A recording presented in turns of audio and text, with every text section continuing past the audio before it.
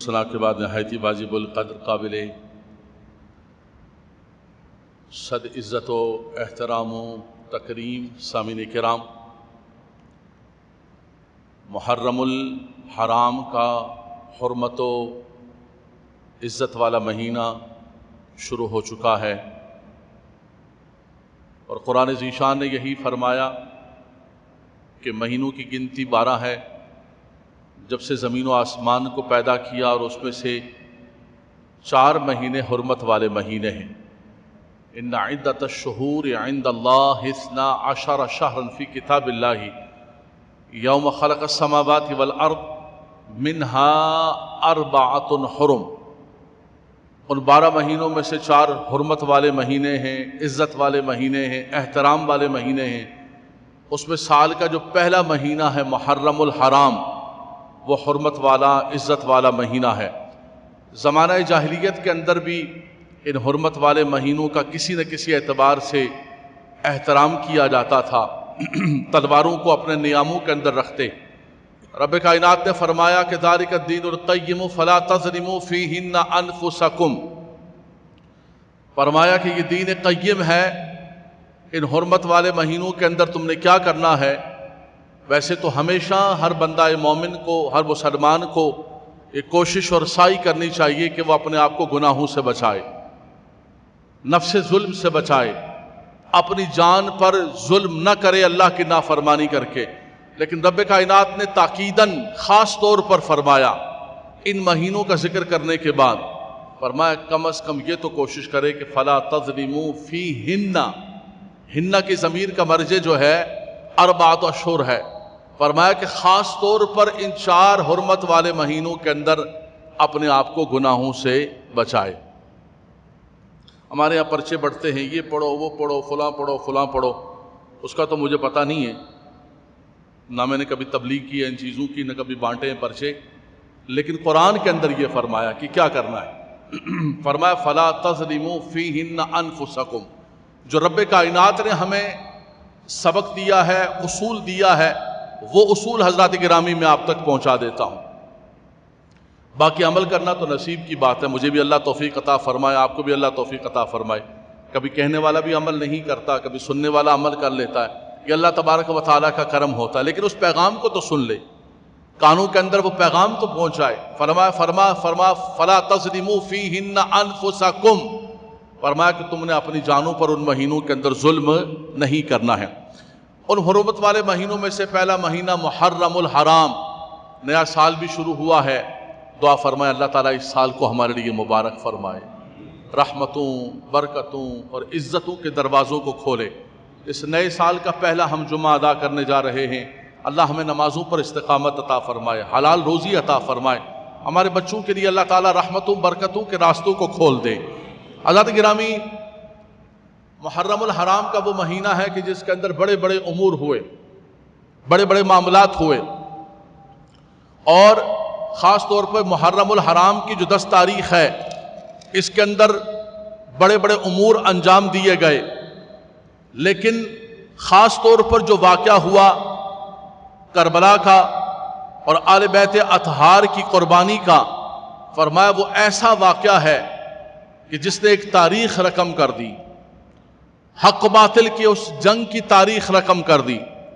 حضرت امام حسین اور ان کے رفقا، ہزاروں میں 72 تن تھے وہ تسلیم و رضا والے، خدا ان کا تھا اور وہ تھے خدا والے۔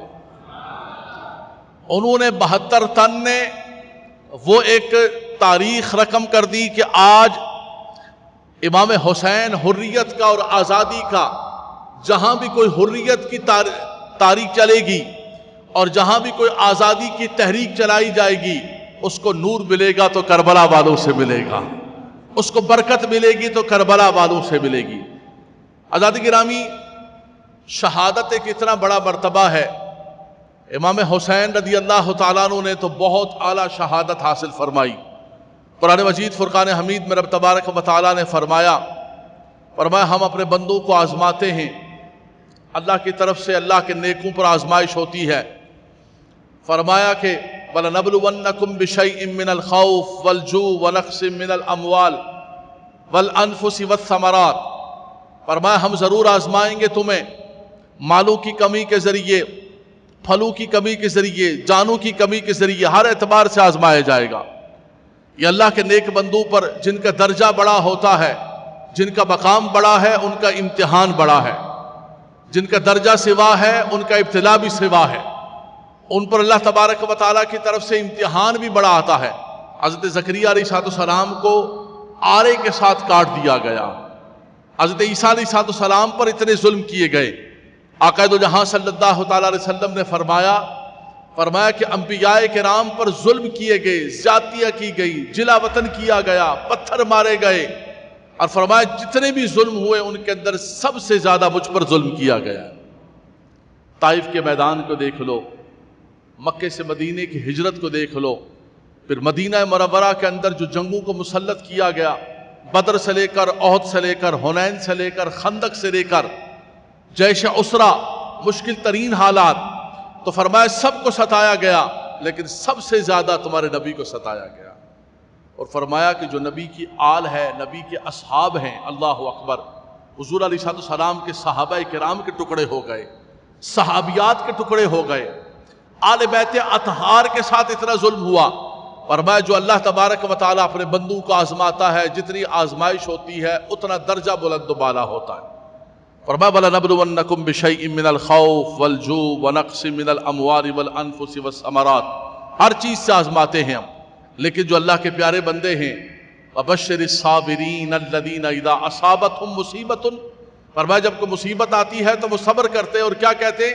ہائے ہائے وائے، منہ پر ہاتھ نہیں مارتے ہیں، سینے پر ہاتھ نہیں مارتے ہیں، کہتے ہیں اِنَّا لِلَّهِ وَإِنَّا إِلَيْهِ رَاجِعُونَ، یہ سب کچھ اللہ کا دیا ہوا تھا، اللہ نے لے لیا، ہم نے بھی ایک دن لوٹ کر اللہ تبارک و تعالیٰ کی طرف جانا ہے، راجعون، ہم نے اسی کی طرف رجوع کرنا ہے۔ یہ چیزیں کیا ہیں؟ یہ دنیا کیا ہے؟ ہماری جان بھی اللہ کی طرف سے ایک امانت ہے۔ ان اللہ اشتری من المؤمنین انفسهم واموالهم بان لهم الجنہ، فرمایا رب تبارک و تعالیٰ نے ان کی جانوں اور ان کے مالوں کا سودا کر لیا ہے، ان کی جانیں بھی رب کی ہیں، ان کے مال بھی رب کے ہیں، اس کے بدلے میں اللہ نے جنت عطا فرما دی۔ فاستبشروا ببیعکم الذی بایعتم بہ، فرمایا تمہیں مبارک ہو اس سودے کا، یہ تم نے گھاٹے کا سودا نہیں کیا ہے، بلکہ تجارت لن تبور، وہ سودا کیا ہے کہ جس کے اندر گھاٹا نہیں ہے، فائدہ ہی فائدہ ہے۔ ہر تجارت کے اندر نفع اور نقصان، سود و ضیاع کا ہوتا ہے، لاس و پروفٹ ہوتے ہیں۔ فرمایا یہ جو آخرت کی تجارت ہے، هل ادلکم علی تجارت تنجیکم من عذاب علیم، یہ وہ تجارت ہے کہ جو تمہیں عذاب سے نجات عطا فرمائے گی، اور تجارت لن تبور، اس تجارت کے اندر تمہیں کوئی بھی خسارہ نہیں ہوگا۔ انا للہ و انا الیہ راجعون، انا للہ و انا الیہ راجعون۔ فرمایا کو مصیبت آتی ہے تو یہی پڑھتے، اولئک علیہم صلوات من ربہم ورحمہ واولئک هم المہتدون، یہی وہ لوگ ہیں کہ جن پر ان کے رب کی طرف سے رحمتوں کا نزول ہوتا ہے، برکتوں اور رب تبارک و تعالیٰ کی طرف سے کرم نوازیوں کا نزول ہوتا ہے۔ حضرات گرامی، شہید کا مقام قرآن کہتا ہے وَلَا تَقُولُوا، سنیے گا قرآن سنیے گا۔ اللہ تعالیٰ قرآن کے نور سے ہمارے دلوں کو منور فرمائے، ہمارے سینوں کو منور فرمائے، ہماری قبروں کو منور فرمائے۔ آپ جمعۃ المبارک کے لیے تشریف لائے، آپ کو اور ہم سب کو اللہ قرآن کا نور عطا فرمائے۔ یہاں قرآن پڑھا جا رہا ہے، رب تبارک و تعالیٰ رحمتوں کا نزول فرمائے۔ اللہ کا پاکیزہ کلام کیا کہتا ہے؟ فرمایا وَلَا تَقُولُوا لِمَن يُقْتَلُ فِي سَبِيلِ اللَّهِ أَمْوَاتٌ، فرمایا جو اللہ تبارک و تعالیٰ کے نام پر قتل کیے گئے، ناحق طور پر شہید کیے گئے، وَلَا تَقُولُوا لِمَن يُقْتَلُ فِي سَبِيلِ اللَّهِ أَمْوَاتٌ، فرمایا کہ لا تقولوا اموات، ان کو مردہ مت کہنا، مردہ نہ کہنا ان، حالانکہ ہم خود دفنا کے آئے، قبر کے اندر ہم رکھ کے آئے ہیں۔ فرمایا کہ شہید کو مردہ نہ کہو، حالانکہ ہم نے اپنے سامنے دفنایا، قبروں کے اندر اتارا، جنازہ ہوا، ان کے لواحقین سب کچھ ہوا، اور ان کی بیویاں جو ہے وہ بیوہ ہوں گی، لیکن قرآن نے کہا کہ تم ان کے درجے کو نہیں جانتے، بل احیاء ولکن لا تشعرون، فرمایا وہ زندہ ہیں، تمہیں ان کی زندگی کا شعور نہیں۔ یہاں پر کیا فرمایا؟ لا تقولوا اموات، فرمایا کہ ان کو مردہ نہ کہو، دوسرے مقام پر رب کائنات نے فرمایا وَلَا تَحْسَبَنَّ الَّذِينَ قُتِلُوا فِي سَبِيلِ اللَّهِ أَمْوَاتًا، فرمایا جو اللہ کے نام پر شہید ہوئے، قربان ہوئے، ان کو مردہ گمان بھی نہ کرنا، اپنے تصورات و خیالات کے اندر بھی ان کو مردہ گمان نہ کرنا، بل احیاء عند ربہم یرزقون، وہ زندہ ہیں اور ایسے زندہ ہیں کہ ان کے رب کے ہاں انہیں رزق بھی عطا کیا جاتا ہے۔ شہید کا جو مقام و مرتبہ ہے، شہید رب تبارک و تعالی اس کے خون کا پہلا قطرہ زمین پر گرنے سے پہلے اللہ تعالیٰ اس کی بخشش و مغفرت فرما دیتا ہے اور جنت میں اس کو اس کا مقام دکھا دیا جاتا ہے۔ لیکن حضرت امام حسین شہید کربلا، اللہ اکبر، جو سفر کے اندر اپنے بچوں کے ساتھ، اپنے گھر والوں کے ساتھ آپ نکلے اور آپ کو ظلمن گھیر کر اور ایک ظالم کی بیعت لینے کے لیے آپ کو شہید کیا گیا، اللہ اکبر، امام حسین تیری شہادت پر قربان۔ امام حسین نے وہ شہادت دی اور وہ کربلا کے اندر ایک تاریخ کو رقم کیا کہ قیامت تک آپ کی شہادت کو یاد کیا جاتا رہے گا۔ حضرات گرامی، میں مختصر سا حضرت امام حسین رضی اللہ تعالیٰ عنہ کے بارے میں ذکر خیر کرتا ہوں۔ حضرت مفتی جلال الدین امجدی رحمۃ اللہ تعالیٰ علیہ ہندوستان فیض آباد براؤن شریف کے اندر آپ بہت بڑے عالم دین رہے ہیں۔ آپ نے بڑا خوبصورت لکھا ہے حضرت امام حسین رضی اللہ تعالیٰ عنہ کے بارے میں۔ آپ فرماتے ہیں سید الشہداء حضرت امام حسین رضی اللہ تعالیٰ عنہ 5 شعبان المعظم 4 ہجری کو مدینہ منورہ کے اندر پیدا ہوئے، سبحان اللہ، پاکیزہ سرزمین کے اندر۔ کس کے ہاں پیدا ہوئے؟ سیدہ کائنات، لخت جگر، نور نظر آقا دو جہاں صلی اللہ علیہ وسلم سیدہ فاطمہ الزہرا کے گھر پر پیدا ہوئے، حضرت علی المرتضیٰ شیر خدا کے گھر پر پیدا ہوئے۔ نبی کریم صلی اللہ علیہ وسلم نے فرمایا کہ سب کا خاندان اور سب کا نسب ان کے والد سے چلتا ہے، فرمایا ایک میرا نسب ہے کہ میری بیٹی فاطمہ سے چلے گا، اللہ اکبر۔ آقا دو جہاں صلی اللہ تعالیٰ علیہ وسلم کی پیاری بیٹی کے گھر پر پیدا ہوئے۔ حضور علیہ السلام کو جب پتہ چلا تو حضور سیدہ کائنات کے گھر میں تشریف لائے، فَأَذَّنَ فِي أُذُنِ الْحُسَيْنِ، خود آقا دو جہاں صلی اللہ تعالیٰ علیہ وسلم نے امام حسین کے کان میں اذان دی، سبحان اللہ فرما، سبحان اللہ فرما دیں، اللہ اکبر، اور آپ کے لیے دعا فرمائی۔ 7ویں دن آپ کا نام حسین رکھا۔ آپ کے بڑے بھائی حضرت امام حسن اور حسین، عرب کے اندر پہلے یہ نام نہیں تھے، اللہ تبارک و تعالیٰ نے مخفی رکھے ہوئے تھے حضور کے نواسوں کے لیے۔ نبی کریم صلی اللہ علیہ وسلم نے فرمایا کہ حضرت ہارون نے اپنے بیٹوں کے نام شبر و شبیر رکھے اور میں نے اپنے بیٹوں کے نام حسن اور حسین رکھے۔ 7ویں دن آپ کا عقیقہ ہوا اور آپ کا نام حسین رکھا، اور آپ کی کنیت ابو عبداللہ اور لقب آپ کا سبط رسول، ریحانۃ الرسول، حضور کے پھول، سبحان اللہ۔ حضور فرماتے ہیں الحسن والحسین ہما ریحانی من الدنیا، فرمایا یہ 2 میرے پھول ہیں، سبحان اللہ۔ فرمایا یہ حضور کے نواسے، فرمایا یہ میرے پھول ہیں۔ تو ریحانۃ الرسول جو ہے وہ آپ کا لقب ہے۔ حضرت مفصل روایت فرماتے ہیں کہ ام الفضل بن حارث، نبی کریم صلی اللہ علیہ وسلم کی چچی حضرت عباس کی زوجہ مبارکہ، حضور کی چچی، ایک مرتبہ نبی کریم صلی اللہ علیہ وسلم کی بارگاہ کے اندر حاضر ہوئیں اور فرمایا کہ میں نے ایک بڑا ڈراؤنا خواب دیکھا ہے اور میں بڑی پریشان ہو گئی ہوں۔ فرمایا کیا میں نے خواب دیکھا ہے؟ فرمایا میں نے خواب کے اندر دیکھا ہے کہ آپ صلی اللہ تعالیٰ علیہ وسلم کا جسم مبارک کا ایک ٹکڑا جو ہے وہ میری گود کے اندر ڈالا گیا۔ فرمایا میں دیکھ کر ڈر کر پریشان ہو گئی۔ حضور نے فرمایا کہ اے چچی جانا آپ پریشان نہ ہوں، یہ تو بڑا مبارک خواب ہے۔ فرمایا میری بیٹی فاطمہ کے گھر بیٹا پیدا ہوگا اور آپ کی گود میں دیا جائے گا۔ تو گویا حضور کے جسم کا ٹکڑا ہے، اسی لیے حضور نے فرمایا کہ حسین منی وانا من الحسین، حسین مجھ سے ہیں اور میں حسین سے، سبحان اللہ فرما دو، اللہ اکبر۔ اور یہی ہوا کہ حضرت ام الفضل کی گود کے اندر حضرت امام حسین رضی اللہ تعالیٰ عنہ کو ڈالا گیا۔ حضرت امام حسین سے آقا دو جہاں صلی اللہ تعالیٰ علیہ وسلم کتنی محبت فرماتے تھے۔ حضور نے فرمایا احب اللہ من احب حسینا، اللہ اکبر، فرمایا اللہ اس سے محبت کرتا ہے جو حسین سے محبت کرتا ہے. میرے سامنے متن کھلا ہوا ہے سنن ترمذی شریف کا. فرمایا احب اللہ من احب حسینا. فرمایا رب تبارک و تعالیٰ کا وہ محبوب بن جاتا ہے، پیارا بن جاتا ہے جو حسین سے محبت کرتا ہے. بلکہ رب تبارک و تعالیٰ کی بارگاہ میں دعا کرتے ہیں کہ اللہم انی احبہ فاحبہ واحب من یحبہ. اے خدایا میں اسے محبت کرتا ہوں. کتنی محبت کرتے ہیں؟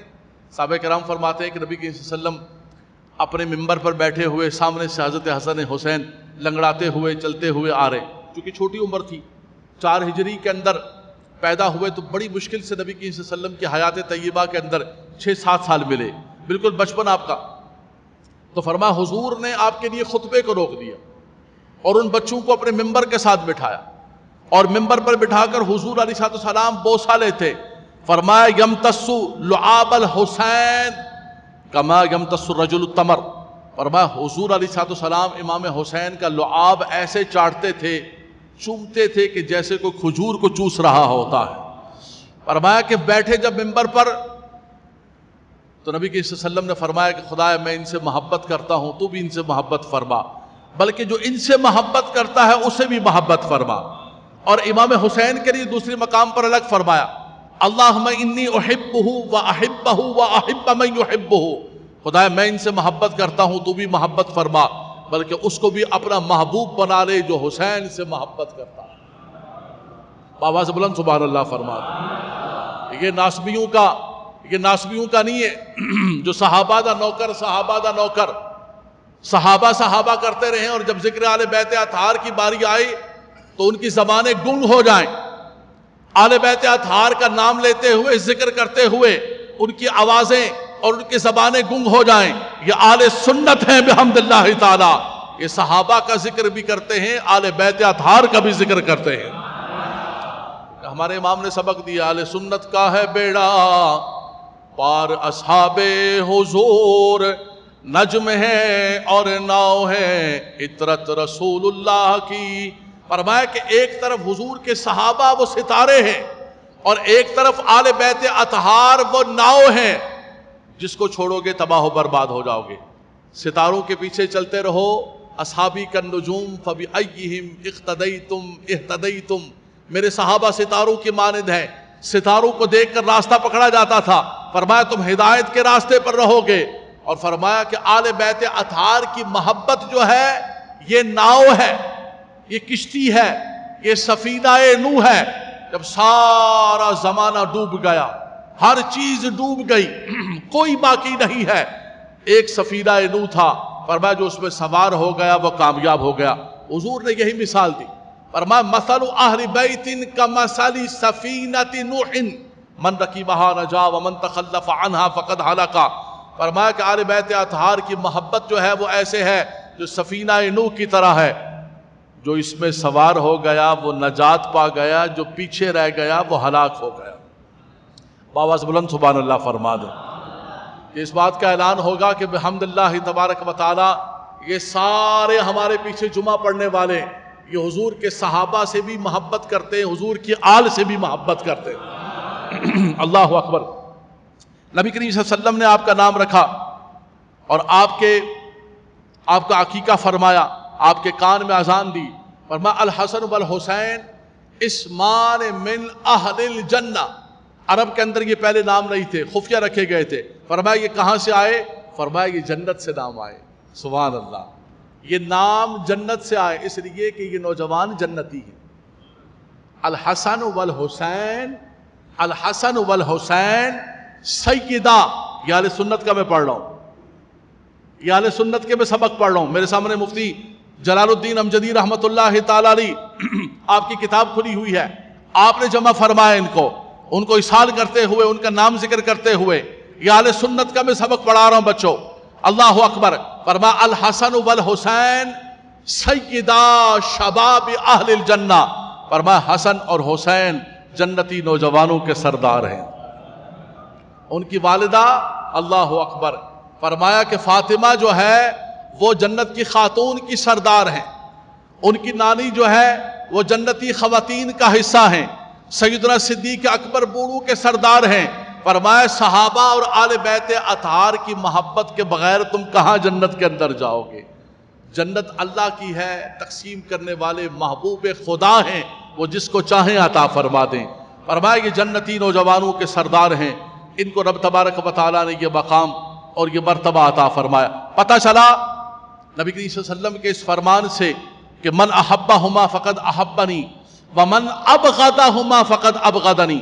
فرمایا جو حسنین کریمین سے محبت کرتا ہے وہ مجھ سے محبت کرتا ہے۔ اگلا جملہ سنیے گا، جو ان سے بغض رکھتا ہے، ذرا برابر بھی آل بیت اطہار سے بغض ہوگا، حضور کے صحابہ سے بغض ہوگا، کسی بھی صحابی رسول سے اتنا بغض رکھو گے، کسی بھی حضور کی آل سے اتنا بغض رکھو گے، تباہ و برباد ہو جاؤ گے۔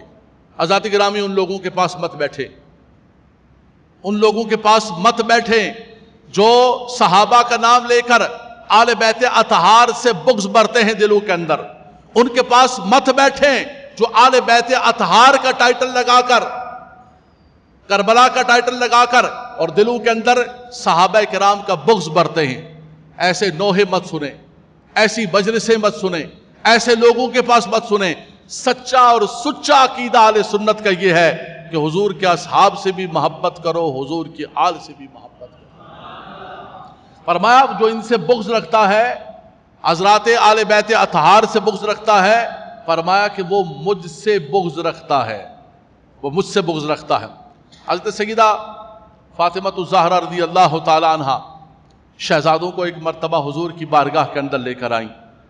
فرمایا نواسے آئے ہیں اپنے نانا کی بارگاہ کے اندر، نانا کی وراثت میں سے حصہ عطا فرما دیں، نانا کی وراثت میں سے حصہ عطا فرمائیں۔ نانا کی وراثت کیا تھی؟ نانا کی وراثت درہم اور دنانیر نہیں تھے۔ میری اور آپ کی وراثت جو ہے وہ دکانیں ہیں، مکان ہیں، کاروبار ہیں، چیزیں ہیں۔ فرمایا نانا جان کی وراثت کیا ہے؟ اللہ اکبر اللہ اکبر۔ فرمایا نانا جان کی وراثت علم ہے، نانا جان کی وراثت سخاوت ہے، نانا جان کی وراثت دین ہے۔ اللہ اکبر۔ سیدہ کائنات آج اپنے بابا جان کے دربار پر نواسوں کو لے کر آئیں کہ نواسے آئے ہیں نانا کے پاس، لینے کے لیے آئے ہیں۔ سنیے گا، بات مکمل سنیے گا۔ نبی صلی اللہ علیہ وسلم نے فرمایا کہ لو پھر میں دے رہا ہوں۔ فرمایا اما حسین فلہ ہیبتی و سودتی۔ فرمایا جہاں تک ام الحسن فلہ سودتی و ہیبتی۔ فرمایا جہاں تک رہا حسن کا معاملہ تو حسن کو میری ہیبت و میری سیادت عطا کر دی گئی، سردار ہے میرا بیٹا۔ نبی صلی اللہ علیہ وسلم کی ایک اور حدیث پاک ہے مسلم شریف کی، حضور نے فرمایا الحسن ابنی، فرمایا کہ یہ میرا بیٹا حسن، یہ میرا بیٹا ہے۔ لعل اللہ رب تبارک و تعالی ان قریب میرے ہذا ابنی سید، یہ میرا بیٹا حسن سید ہے، ان قریب رب تبارک و تعالی اس کے ذریعے مسلمانوں کے گروہوں کے درمیان جو اختلاف ہے اس کو ختم فرما دے گا۔ تو فرمایا کہ لے کے آئی ہو تو سنو۔ فرمایا کہ حسن کے لیے میری ہیبت و سعادت اور سرداری، وَأَمَّا حسین فَلَهُ جُرَّتِي وَجُودِي۔ فرمایا میرے حسین کو لے کر آئی ہو تو میرے حسین کے لیے میری جرت ہے اور میری سخاوت عطا کر دی گئی۔ اور حضرات گرامی، اس جرت کا مظاہرہ آپ نے کربلا کے میدان کے اندر دیکھا، اس جرت کا مظاہرہ آپ نے کربلا کے میدان کے اندر دیکھا۔ حضرت امام حسین رضی اللہ تعالیٰ عنہ آپ لڑنے کے لیے نہیں آئے، آپ کو خطوط لکھے گئے، کوفیوں نے خط لکھے، لیکن جب آپ کو راستے کے اندر گھیر لیا، ہر 10,000 کا لشکر لے کر آ گیا، آپ نے فرمایا کہ یہ خطوط ہیں، ان کو دیکھ لو، میں خود نہیں آیا ہوں، کوفے والوں نے مجھے بلایا ہے۔ اور اگر اب کوفے والے کوفی لا یوفی اگر بے وفا ہو چکے ہیں تو میں 3 آپشن رکھتا ہوں، یا تو میں کسی سرحدی علاقے کے اندر چلا جاتا ہوں، یا میں واپس مکہ مکرمہ چلا جاتا ہوں، یا مجھے شام جانے دو، میں خود بیٹھ کر یزید سے مذاکرات کروں گا، جیسے میرے بھائی حضرت امام حسن نے حضرت سیدنا امیر معاویہ رضی اللہ تعالیٰ سے مذاکرات کیے تھے۔ لیکن وہ کوئی بھی آپشن ماننے کے لیے تیار نہیں۔ انہوں نے کہا ایک ہی بات ہے، بات یہ ہے کہ آپ نے یزید کے ہاتھ پر بیعت کرنی ہے۔ آپ نے فرمایا کہ میرا جیسا اس جیسے کے ہاتھ پر بیعت نہیں کر سکتا۔ وہ ظلم کا استعارہ اور امام حسین نواسائے رسول، فرمایا میں کیسے بیعت کر سکتا ہوں جس نے دین کا حلیہ بگاڑ دیا، جس نے قرآن کے احکامات کو بگاڑ دیا، جس نے اللہ کی زمین پر ظلم کی انتہا کر دی ہے۔ فَهَلْ عَسَيْتُمْ إِن تَوَلَّيْتُمْ أَن تُفْسِدُوا فِي الْأَرْضِ وَتُقَطِّعُوا أَرْحَامَكُمْ أُولَٰئِكَ الَّذِينَ لَعَنَهُمُ اللَّهُ۔ فرمایا اس نے زمین پر، اللہ کی زمین پر فساد کیا ہے، اس فسادی اور ظالم کے ہاتھ میں اپنا ہاتھ نہیں دے سکتا۔ حضرات گرامی، یہ ہے حسینیت جو امام حسین نے کردار ادا کیا۔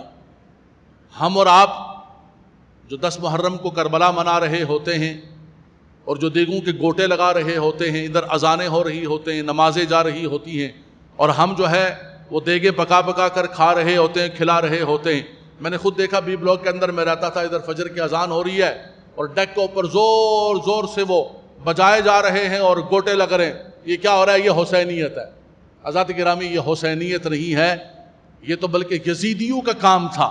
انہوں نے شرع کے احکام کو مٹایا، نماز کو مٹایا، شعار اسلام کو مٹایا۔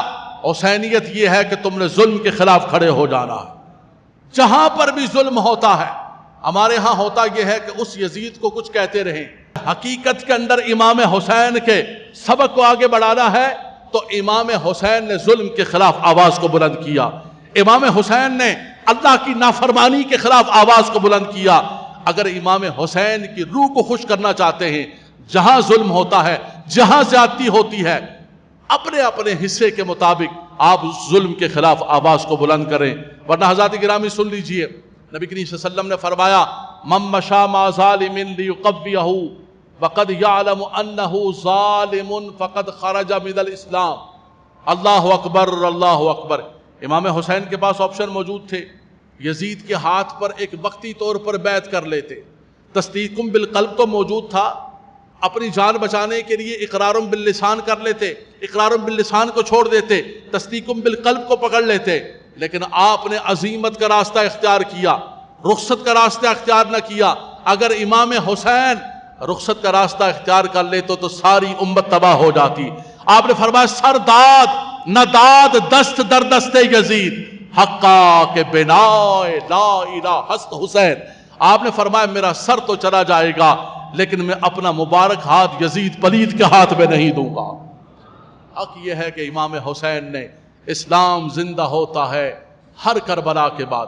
حضرات گرامی، آج بھی کربلا ہے، خدا کی قسم، آج بھی یزید ہے، خدا کی قسم، لیکن ہم حسین نہیں ہیں، ہمارے اندر حسینیت کی رمق نہیں ہے، ہمارے اندر وہ کرنٹ نہیں ہے، وہ ان کے نام کی عزت و ناموس نہیں ہے۔ ہم اس یزیدیوں کے خلاف آواز بلند کرنے کے لیے تیار نہیں۔ اس ملک سے ہمیں نجات عطا فرما، اللہم شتت شملہم، اللہم فرق جمعہم، اللہم خرب بنیانہم، قطع ارزاقہم واخذہم اخذ عزیز مقتدر، یا قاہر یا قہار، فاللہ خیر حافظ وہو ارحم الراحمین۔